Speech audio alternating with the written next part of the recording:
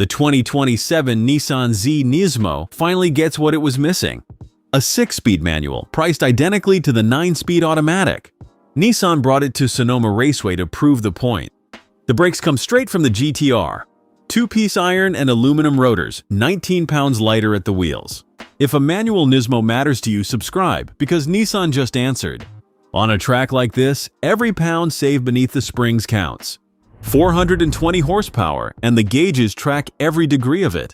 $67,260, manual or automatic, and still under what a BMW M2 costs.